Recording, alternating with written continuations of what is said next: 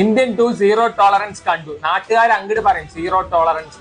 വാക്കുകളില്ല പറയും. അമേസിംഗ് പറഞ്ഞ റിയലി അമേസിംഗ്. എന്റെ പൊന്ന് ശങ്കരണ്ണ, നിങ്ങൾക്ക് പെൻഷൻ പറ്റേണ്ട കാലമായി. 1994 തൊട്ട് 2016 വരെ ഒരു ശങ്കരൻ ഉണ്ടായിരുന്നു. ശങ്കരന്റെ പ്രൈം ആളിപ്പോഴും അപ്ഡേറ്റ് ആയിട്ടില്ല. ആൾ അവിടെ മെല്ലെ നടന്നു വരികയാണ്. ഒരു 50 കൊല്ലം കഴിയുമ്പോൾ ആള് വേണമെങ്കിൽ 2024 എത്തും. നമുക്കറിയാം സേനാപതി ആണെങ്കിലും ഇന്ത്യൻ ആണെങ്കിലും ഇന്ത്യൻ സിനിമയത്തെ വൺ ഓഫ് ദി ഗ്രേറ്റസ്റ്റ് ക്യാരക്ടേഴ്സും ക്ലാസിക് ആയിട്ടുള്ള ഒരു പടത്തിന് കോമാളിത്തരത്തിന്റെ എക്സ്ട്രീം എങ്ങനെ പ്രസന്റ് ചെയ്യാൻ പറ്റണം, അതാണ് ഇന്ത്യൻ. കംപ്ലീറ്റ് കോപ്രായങ്ങളാണ്. അതായത് ഇങ്ങനെയുള്ള മർമ്മത്തിന്റെ സാധനമൊക്കെ ഇല്ല. അതൊക്കെ ഇന്ത്യൻ ഫസ്റ്റ് പാർട്ടിൽ നമ്മൾ ഭയങ്കര ഒരു റൊമാൻറ്റിഫിക്കേഷനിൽ കണ്ട സാധനമാണ്.